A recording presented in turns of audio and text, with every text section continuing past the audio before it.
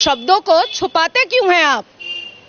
चोरी करोगे तो हाथ काटा जाएगा, बलात्कार करोगे तो औजार काटा जाएगा, गंदी नजर से औरत को देखोगे तो आंख निकाला जाएगा, झूठ बोलोगे तो जुबान काटा जाएगा, और किसी मासूम की हत्या करोगे तो तुम्हारा भी सर तन से जुदा किया जाएगा। ये है इस्लाम, ये है इस्लाम। कौन मुसलमान दाढ़ी टोपी वाला मंदिर जा रहा है जो तुम जाते हो मजार पे?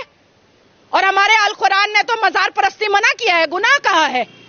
सनातनियों को अपने जोश को दोबारा लाना पड़ेगा, अपने सिविलाइजेशन को मानना पड़ेगा। मंदिर के सामने हम लोग खड़े हैं, इनसे बातचीत करेंगे और जानेंगे कि जो प्रधानमंत्री नरेंद्र मोदी ने जिक्र किया है यूसीसी का, अगली बार जब उनकी सरकार बनेगी यानी कि 4 जून को सरकार बनने के बाद क्या लग रहा है प्रधानमंत्री नरेंद्र मोदी जो यूसीसी लाने वाले देश के अंदर वो कितना सही है, इन्हीं मुद्दे पर बातचीत करते हैं। पहले तो मैम आपका बड़े दिनों के बाद बहुत बहुत स्वागत है हमारे चैनल। हर हर महादेव, हनुमान महादेव। कैसे हैं? बहुत अच्छी हूँ, बड़े मजे में हूँ, और मंदिर आ गई, पूजा कर लिया, क्योंकि 3 दिन पहले मुझे मस्जिद नहीं एंटर करने दिया गया। कहाँ पर? पश्चिम बंगाल में। अच्छा। ममता बनर्जी को मतलब नमाज में बुला करके बड़ा उनका इज्जत किया गया, बड़ा उनको पॉलिटिकल भाषण देने का अनुमति दिया गया, बड़ा एकदम पॉलिटिकल भाषण दिए, हेटरेट स्पीच दी हैं। मैंने नाखुदा मस्जिद में एप्लीकेशन दिया था कि मैं भी वुमेन एम्पावरमेंट और शिक्षा पर अपनी बात रखना चाहती हूँ, और मस्जिद अल्लाह का घर है। और जब अल्लाह तबारक ताला ने अल कुरान में और प्रॉफिट मोहम्मद सल्लल्लाहु अलैहि वसल्लम ने कभी भी कोई डिस्क्रिमिनेशन नहीं किया मर्द और औरत में, तो मस्जिद में औरत भी जा ही सकती है। जब हम मक्का मुअज्जमा और मदीना मुनव्वरा में जब हम हज, उम्रा, तवाफ, नमाज साथ में पढ़ते हैं, तो फिर मस्जिद के अंदर औरत क्यों नहीं जा सकती है? लेकिन इमाम साहब मुझे दरवाजा बंद कर दिए अल्लाह के घर का। मैं औरत हूं इसलिए। तो मेरा डिमांड है कि तब फिर मुसलमानों को औरत का कब्रिस्तान भी अलग कर देना चाहिए। जब हम इतने ही अछूत हैं, हम इतने ही घिनौने हैं, हम इतने ही खराब हैं, औरत जात अगर इस्लाम में इतनी ही बुरी है, इतनी ही नीच है, तो फिर कब्रिस्तान भी हमारा अलग होना चाहिए। और मोहम्मद बिन सलमान साहब को मक्का और मदीना में भी औरत का एंट्री अलग कर देना चाहिए। तो आप मुस्लिम समाज आ गई मैं वही पूछा था, मुस्लिम समाज से हैं आप, मंदिर में आए तो यहाँ पे दिक्कत हुई आपको? यहाँ तो जिस हिसाब से मुझे पूजा आराधना कराई गई है, और गौरव भैया ने मुझे जिस हिसाब से, उनकी माता जी ने, गौरव भैया ने, पंडित जी ने मुझे सम्मान दिया है, मतलब मुझे लग रहा है कि मैं क्यों ही गई थी मस्जिद। ये अब बात उस पर तो ठीक है, अब नहीं जाऊंगा, आपका वो विचार है। अब मैं मुद्दे पे आता हूं। प्रधानमंत्री नरेंद्र मोदी ने बोला कि उनकी सरकार आएगी तो यूनिफॉर्म सिविल कोड देश में लागू हो जाएगा। आप एक मुस्लिम समाज से आती हैं, तो कैसे सोचती हैं, क्या देश के लिए जरूरी है क्या यूसीसी? हाँ बिल्कुल, देश के लिए बहुत जरूरी है यूनिफॉर्म सिविल कोड। देखिए, ये देश संविधान से चला है, और कांग्रेस की सरकार ने और कई ऐसे विपक्षी दल हैं जिन्होंने कोशिश किया था संविधान को खतरे में डालने का, संविधान को ना मानने का कसम खाया था। और मुझे लगता है कि जो कोई भी छाती पीटता है कि वो संविधान मानता है, तो उसी संविधान का आर्टिकल 44 है। तो इसीलिए अब विधवा मिलाप करने से कुछ होगा नहीं विपक्षी दलों को।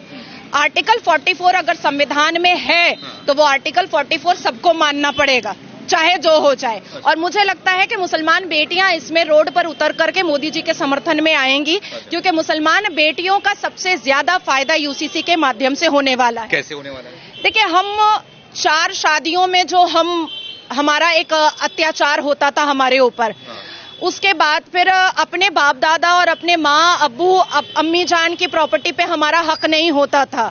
हम बच्चा गोद नहीं ले सकते थे, हम निकाह मुत्ता का शिकार बनते थे, हम निकाह मसियार का शिकार बनते थे, हम हलाला का शिकार बनते थे, हम तलाक का शिकार बनते थे। तो ऐसी सारी चीजों से जो निजात हम लोगों को मिलने वाली है, तो मुसलमान बेटियों के लिए बहुत फायदा होने वाला है। अब देखिए, मुझे विधवा हुए 13 साल हो गया, और मैं हमेशा इस सोच में रहती हूं कि यूसीसी आ जाए तो मैं एक बच्चा गोद ले लूं।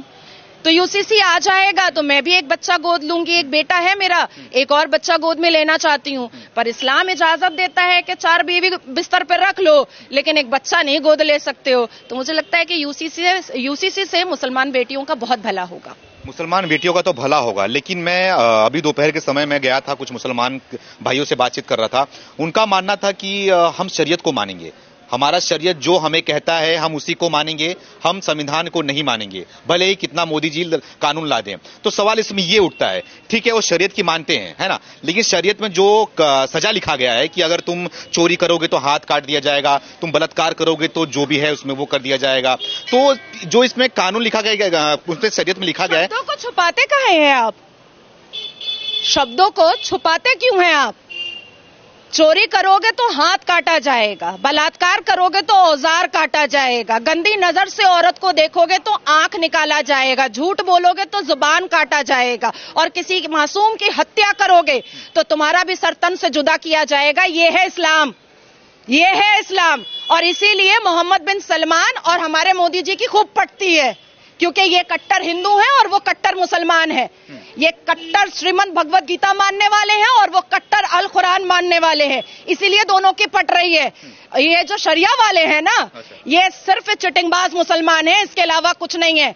आने दीजिए दोबारा सरकार मोदी जी की, 411 पार होने दीजिए। सबसे ऊंची आवाज मेरी होगी वक्फ बोर्ड पर। जितनी भी जमीन हड़प करके बैठा है उस पर मैं वेरिफिकेशन स्टार्ट करवाऊंगी। सबसे पहले हलाल सर्टिफिकेशन को दोबारा केस ऊपर मैं उठाऊंगी। शिक्षा नहीं लेंगे ये, जलसा जुलूस के लिए और शादी और बारात के लिए इनके पास बड़ा पैसा होता है मुसलमानों के पास। मोहम्मद बिन सलमान ने इतना रिफॉर्मेशन ले आए वो अरब में। अवैसी यहाँ का नेता बनता है, गली कूचा का लफंगा आदमी, शेरवानी पहन करके सबको ये करवाता है कि हमको मुसलमान बोलो।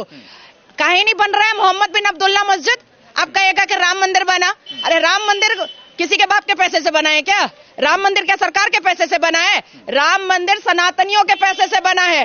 तो बुखारी और मदनी क्यों नहीं खड़ा हो जा रहा है मोहम्मद बिन अब्दुल्ला मस्जिद बनाने के लिए?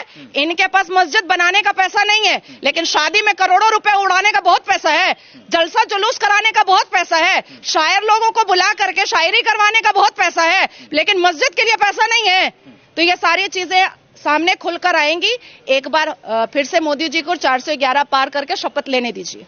तो क्या बस यही सब मुद्दा छेड़ के मोदी जी 400 लाएंगे क्या? अब उनको मतलब कि सवाल मोदी जी कहाँ छेड़ रहे हैं भाई मुद्दा?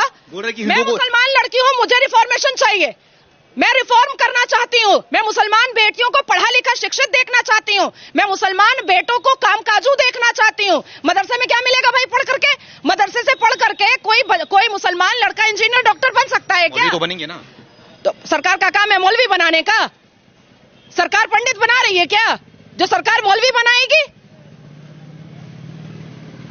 आप मतलब इतने उसमें गुस्से में बोल रही हैं, ठीक है, लेकिन ये बताइए मुझे आप नहीं, गुस्से में नहीं हूं भैया, आपको समझना पड़ेगा। 1450 साल से ना हम एक सुई नहीं बना पाए हैं, एक सुई नहीं बना पाया है मुसलमान। बड़ी बड़ी लंबी लंबी बातें हम अवैसी की सुनते हैं। अच्छा। और शिक्षा के ऊपर कोई काम नहीं हुआ है। किसी भी तरीके का रिफॉर्मेशन नहीं आया है इस्लाम में। आपको नहीं पता है कि क्या दुर्दशा है मुसलमानों की। हम मुसलमान भारत को आप डेटा में निकाल करके गूगल में देखिए, शिक्षा में भारत 79% शिक्षित लोग हैं। सच्चर कमीशन का रिपोर्ट देखिए, हम मुसलमान दलित से भी पीछे हैं शिक्षा में, क्योंकि हम पढ़ना नहीं चाहते हैं। खाली तलवार दिखाओ शलवार पहनाओ, तलवार दिखाओ शलवार उतारो, यही काम है। इससे निकलेगा मुसलमान तभी जब मुसलमान शिक्षित होगा। मुसलमानों को शिक्षित होना पड़ेगा, तभी उनके अंदर रिफॉर्म हो, तभी वो रिफॉर्म हो पाएंगे। तो मोदी ने क्या किया 10 सालों में मुसलमानों के लिए, खास करके क्या किया मोदी ने? देखिए, अब तो मुल्लाओं का काम भी मोदी जी को करना पड़ रहा है। वो बोल रहे हैं कि अल कुरान में 800 बार इंसानियत का बात है, 306 बार शिक्षा की बात है। पसमानदा मुसलमान सामने आओ, एक हाथ में कुरान ले लो, दूसरे हाथ में कंप्यूटर ले लो। ये तो मोदी जी को बोलना पड़ रहा है। बेचारा अवैसी सोच रहा है मेरा भी काम मोदी जी को करना पड़ रहा है, क्योंकि अवैसी तो कर नहीं रहा है। अवैसी तो मुसलमान बेटियों का खाली सलवार झांकते रहता है। Age of puberty is age of marriage. Owaisi का तो यही काम है, सलवार झांकने का, इसके अलावा तो और कोई काम नहीं है। ये बताइए मुझे आप कि ये जो कानून जो कांग्रेस सरकार में रही है, मतलब कि 55 से 60 साल तक कांग्रेस राज की देश के अंदर, जो कानून बनाया गया मुस्लिम पर्सनल लॉ बोर्ड और वक्फ बोर्ड को, तो क्यों मतलब कि ये मुसलमानों के लिए ही क्यों बनाया गया है वक्फ बोर्ड और मुस्लिम पर्सनल लॉ बोर्ड? हिंदुओं के लिए कोई दूसरा बोर्ड, कोई कानून नहीं है क्या? इनको मतलब छोड़ दिया गया था कि हिंदू अपने हिसाब से रहे, मुसलमानों के लिए तो ये बोर्ड रहेगा, इस हिसाब से मुसलमान चलेंगे? क्या वजह है? देखिए, हमारा दुर्भाग्य है कि जिसको हम राष्ट्रपिता बोलते हैं, हालांकि मैं गांधी जी को राष्ट्रपिता नहीं मानती हूं, क्योंकि मैं भारत माता बोलती हूं। वो कभी भी, गांधी जी ने कभी भी 82.7% सनातनियों को अपनी ताकत उन्होंने समझा ही नहीं, कभी नहीं समझा। और यही यहां से ही भारत का दुर्भाग्य स्टार्ट हुआ। जब से नेहरू से लेकर के मनमोहन सिंह जी की सरकार थी, तब से कश्मीर से कन्याकुमारी तक सिर्फ बम फुटता था। यासीन मलिक और लश्कर तैयबा और फलाना और धमाका ही होता था। मुसलमानों का कभी हलाल सर्टिफिकेशन बन रहा है, तो कभी दारुल उलूम बन रहा है, कभी देवबंद बन रहा है, तो कभी इत्तेहादुल मुस्लिमीन बन रहा है। भाई ये भारत है। भारत का सिविलाइजेशन क्या है, हमारी सभ्यता क्या है, हमारी संस्कृति क्या है, हमारे संस्कार क्या है, हमारा श्रीमद् भगवत गीता क्या बोलता है, ये तो किसी ने पढ़ना ही छोड़ दिया। संविधान भी पढ़ना छोड़ दिया। बेचारा मुसलमान, अरे वो बेचारा कैसे है, कोई मुझे बताए तो, क्या बेचारा कैसे है। आर्मी के बाद सबसे ज्यादा प्रॉपर्टी किसके पास है? वक्फ बोर्ड के पास है। सबसे ज्यादा संपत्ति कौन हड़प करके बैठा हुआ है? वक्फ बोर्ड लेकर के बैठा हुआ है। देवबंद जमात का मतलब समझते हैं क्या है? आप जिस देव की पूजा करते हैं उसको बंद करना। अच्छा, देवबंद यही मतलब ही निकलता है। आप जिस देव की पूजा करते हैं उसको बंद करना। इस्लाम की 4 स्ट्रैटेजी है, जो बात नेहरू जी भी जानते थे, गांधी जी भी जानते थे, इंदिरा गांधी जी भी जानती थी। अल तकैया, दाई, जिहाद, जजिया। अब बोलिए अल तकैया क्या है? अल तकैया हिंदू मुस्लिम भाई भाई, आपका खून लाल मेरा खून लाल, हम दोनों संविधान को मानेंगे जब हम टुकड़े टुकड़े गैंग रहते हैं। जब इस्लाम के मानने वाले थोड़े थोड़े होते हैं तब। उसके बाद फिर आ जाता है दाई। अब आपने मेरे ऊपर बिलीव कर लिया अल तकैया में कि ये तो मेरे संविधान को भी मान रही है, मेरी मिट्टी को भी मान रही है, हम दोनों का खून लाल भी बोल रही है। उसके बाद आता है इस्लाम की दावत। आपका धर्म खराब, मेरा इस्लाम अच्छा। आपका धर्म में इतने सारे भगवान, मेरे इस्लाम में एक ही अल्लाह। आपके धर्म में महिलाओं की इज्जत नहीं है, मेरे इस्लाम में महिलाओं की इज्जत है। आप अगर 5 सेकंड के लिए भी कन्विंस हो गए, वहीं पे मेरी जीत है। और अगर आप कन्विंस नहीं हुए, तब आता है जिहाद। निकालो तलवार और बोलो सुमित को कि गला सरतन से जुदा, सरतन से जुदा, वही होगा। उसके बाद आता है जजिया कि सनातनियों के घर से अगर एक गला कट गया, फिर भी घर वाले नहीं माने और इस्लाम कबूल नहीं किए, तब आएगा जजिया कि तुम हमको संपत्ति दो, प्रॉपर्टी दो, बहू दो, बेटी दो, सब कुछ दे दो, तभी हम तुमको माफ करेंगे, नहीं तो नहीं माफ करेंगे। ये मतलब होता है। हाँ, ये 4 स्ट्रैटेजी है इस्लाम वालों की, और ये 4 पर चल रहे हैं, चलते आ रहे हैं। और अब भी अगर सनातनियों को नहीं समझ में आ रहा है तो और कैसे समझाया जाएगा भाई? मुझे तो मतलब दुर्भाग्य लगता है कि मजारों पे सनातनी जाकर के मुंह का बदबू लेते हैं, पानी फुकवाते हैं। काहे को जाते हो भैया मजार पे? कौन मुसलमान दाढ़ी टोपी वाला मंदिर जा रहा है जो तुम जाते हो मजार पे? और हमारे अल कुरान ने तो मजार परस्ती मना किया है, गुनाह कहा है। सनातनियों को अपने जोश को दोबारा लाना पड़ेगा, अपने सिविलाइजेशन को मानना पड़ेगा। नेहरू और गांधी और इंदिरा गांधी ने आपसे जो गुरुकुल छीना है, उस गुरुकुल कल्चर को दोबारा लाना पड़ेगा। लग रहा है आ जाएगा। हाँ, एकदम आ चुका है। विजन, फोकस, सब कुछ क्लियर है। हाँ। जो कोई भी भारत की मिट्टी और भारत की धरती पर रह करके हाँ। शरिया लॉ मनवाना चाहेगा, हाँ। उसको वाघा बॉर्डर भी दिखाया जाएगा, बड़े आराम से दिखाया जाएगा। और एक बात अंत में कह दे रही हूं आपको, हाँ। वोट आ रहा है। हाँ। सारे भारत के सनातनियों को वोट का बटन दबाते वक्त यादव नहीं रहना है, दलित नहीं रहना है, क्षेत्रीय नहीं रहना है, ब्राह्मण नहीं रहना है, सिर्फ सनातनी रहना है। अखंड भारत का जिसके आंख में सपना है, वो कमल पर बटन दबाएगा, वो कमल पर बटन दबाएगा।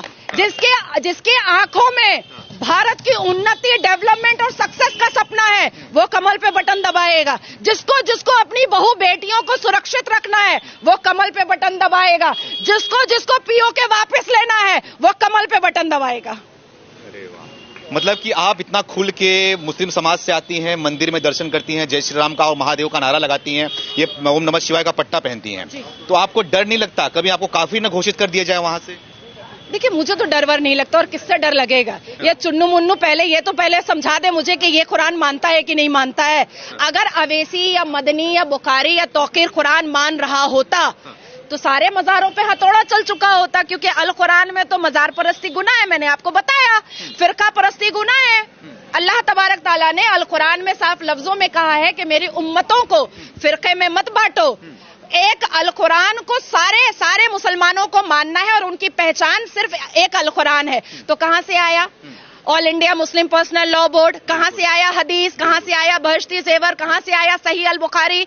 तो ये पहले खुद को तो साबित कर ले कि ये पक्के मुसलमान है, ये पहले खुद को तो साबित करे, बाद में मुझे साबित करवाएंगे। तो आपके लिए बोलते हैं यही ना कि आप पक्की मुसलमान है ही नहीं हो, क्योंकि आप इस्लाम के खिलाफ बोलते हो, मौलवी के खिलाफ बोलते हो, सबके खिलाफ बोलते हो, खाली बस सनातनियों के साथ में आती हो, मतलब कि आप पक्के हो नहीं। नहीं, देखिए, अवैसी की बात को मैं क्यों मानूं? कौन है वो? एक गली का नेता है, और अभी कुछ दिन के बाद माधवी लता जी जो लपेटेंगी उनको, मैं जाने वाली हूं वहां भी। जी हाँ, कंपेनिंग में जा रही हूं मैं। तो हम दोनों बहनें जब मिल करके मंच पर बात करेंगे ना अवैसी के बारे में, तो जोड़ा अवैसी का चेयर ना 1984 से लेकर के 2024 में हिला के ही छोड़ेंगे। एकदम हर हर महादेव का नारा लगा करके मंच पे चढ़ूंगी मैं भी देखती हूँ कि अवैसी कैसे फतवा जारी करवाता है। अल कुरान के पन्ने, सूरा, आयत, वर्सेस, सब बोल करके बोलूंगी कि ये जाली मुसलमान है, अवैसी जाली मुसलमान है, अवैसी चिटिंगबाज मुसलमान है। अवैसी को कुरान की आयत, सूरा, वर्सेस अगर सुनना है तो मेरे साथ आकर के कन्फ्रंटेशन करे। अगर 1% भी अवैसी को हिम्मत है तो मैं रहूंगी हैदराबाद में 1 हफ्ते के बाद, आए मेरे सामने। चैलेंज तो ठीक है, वो वैसे स्वीकार करते कि नहीं करते वो बात की बात है। अब ये बताइए, आपकी जो मोदी जी ने संकल्प पत्र जारी किया वो आपको कैसा लगा? क्योंकि तेजस्वी यादव की बात करें तो वो बोल रहे हैं कि इसमें कुछ काम की बात है नहीं, ना तो युवाओं की बात है, ना रोजगार की बात है, ना महंगाई की बात है, और ना बेरोजगारी की बात है। इसमें सिर्फ और सिर्फ इनके मतलब की बात है और बेकार की बातें हैं सब इसके अंदर। क्या कहना चाहेंगी आप? तो क्या करे, कांग्रेस का पढ़े मैनिफेस्टो, जो 1 लाख रुपया महिलाओं को मिलेगा, वो सब हवाबाजी है, वो पूरा मुस्लिम लीग वाला मैनिफेस्टो है। आपने सुना राहुल गांधी को? खटाखट आपके अकाउंट में 8,500 रुपए जाएगा। देखिए, राहुल गांधी के हिसाब से तो भारत के युवा जो है ना वो पाकिस्तान के युवाओं से भी बदतर है। तो क्या करें, मैं राहुल गांधी की बात मान लूं? राहुल गांधी ने अपनी एक बहुत पुरानी स्पीच में सर पे टोपी पहन करके टोपी पहनाया और सबको कहा कि जात पात हम नहीं मानते, हम सिर्फ इंसान मानते हैं। और उसके बाद क्या बोलने लगा? जात पात को बंटवारा करने लगा। देखिए, एक देश की पार्टी को गांधी परिवार का आखिरी चश्मो चिराग राहुल बाबा मोहल्ले और नुक्कड़ की पार्टी बना करके छोड़ दिया है। और मुझे अब ऐसा लगता है कि पूरे देश में 2-4 तो सिर्फ काउंसिलर बच जाएगा कांग्रेस का आने वाले वक्त में, इसके अलावा कोई ना बचने वाला।